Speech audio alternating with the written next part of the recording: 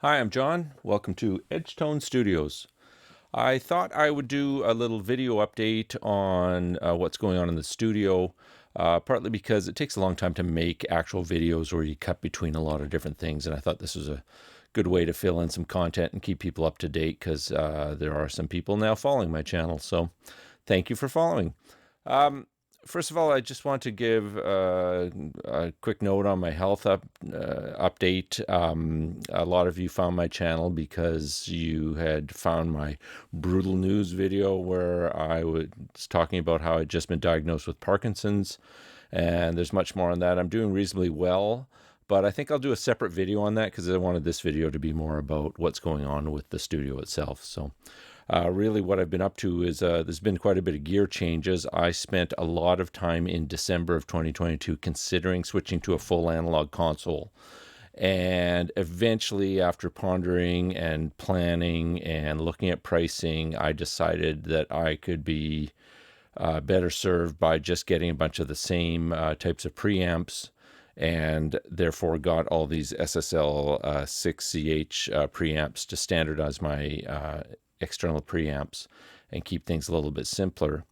I also picked up an Akai AX80, which is living over there now, and that Yamaha DMP7 digital mixer, which I built a cabinet for. I didn't really do a video on that. And then I reconfigured that side of the studio so that I got rid of the DX7. I bought a TX802 instead to replace it because I love the DX sounds. And then use that mixer to route to my PreSonus Studio Live. And that all worked reasonably well, except that I didn't consider the fact that, yes, I could set levels over there. They're all coming through in a stereo channel here.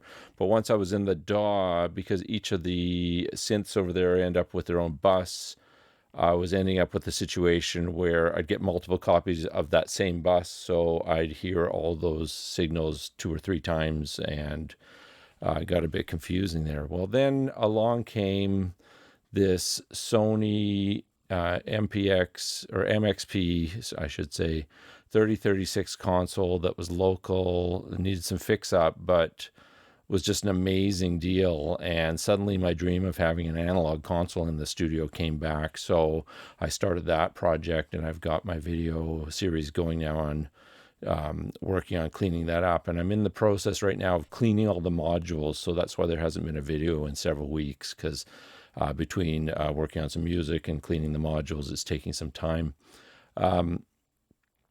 So I'll continue to update with that project. Right now, I'm trying to find the right digital analog to digital converters to get me the maximum number of inputs for my system. I'm currently on PC. I had been on Mac. I hated it.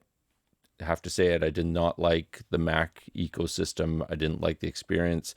The Mac Mini M1 was a powerful, cool PC, computer, but compared to the custom PC I built at not quite half the cost, but a lesser cost, with 32 gigs of memory, two 2 terabyte solid state drives, the top of the line processor, top of the line latest motherboard. This thing blows it out of the water, but uses way more energy. That's really the drawback. But one of the issues I've run into is looking for analog to digital converter for the console. My PC has Thunderbolt 4, which I thought, great, I can support future Thunderbolts and all the backwards Thunderbolts. Well, no, so wrong. I bought a PreSonus Quantum 4848 used, because those are out of production right now. I thought, great, I'm going to build 48 ins, 48 outs for the console, and found out that Thunderbolt 2 does not connect to Thunderbolt 4 properly, does not talk to it. So now I'm looking for a USB solution or a Thunderbolt 4 or 3 solution, which I have not yet found at a price that isn't going to be thousands, like $15,000 is what I started looking at. So I'm leaning towards some Motu stuff. I can at least get 32 channels on USB using their 16A interfaces. And I might be able to finagle a way to use their AVB protocol to get the full 48, because that'll give me all 36 channels, my mains in and out, tape returns, and then external gear as well. So You'll see more on that in that video series. Lastly, I want to, well, not quite lastly, but lastly, I want to talk about music. Those of you who watch my channel may or may not know that I'm in a duo with my daughter called Waveform Mountain. We're what I'm calling a progressive synth pop group. I think our stuff is kind of unique. I couldn't really figure out what genre it is, but yeah, I use a lot of synthesizers. Duh, I have a lot of synthesizers. So we wrote 12 songs in over 12 months, starting in February last year. There was only one song we didn't really like that much, which was our third song, what was based on the tarot card, the Empress. We have just completely reworked that song, re-recorded it, and we're doing a video premiere tonight. This is April 25th, so 7 o'clock Pacific tonight. Waveform Mountain, I'll put a link.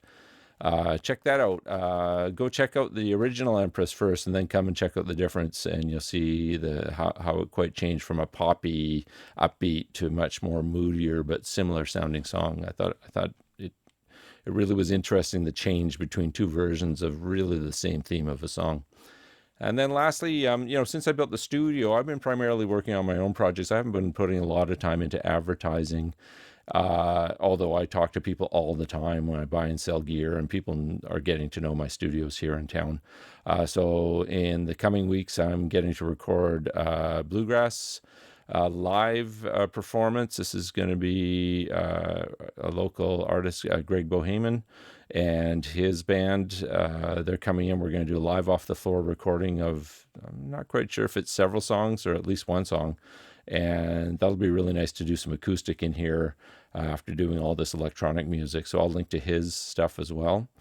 And that's my video update. I just want to keep it short. No intro, credits, whatever. Just continuing to work on stuff. I want to let people know because I know people follow my channel now. So thank you for following again. I'll keep posting content as I get to it. It's not my primary goal.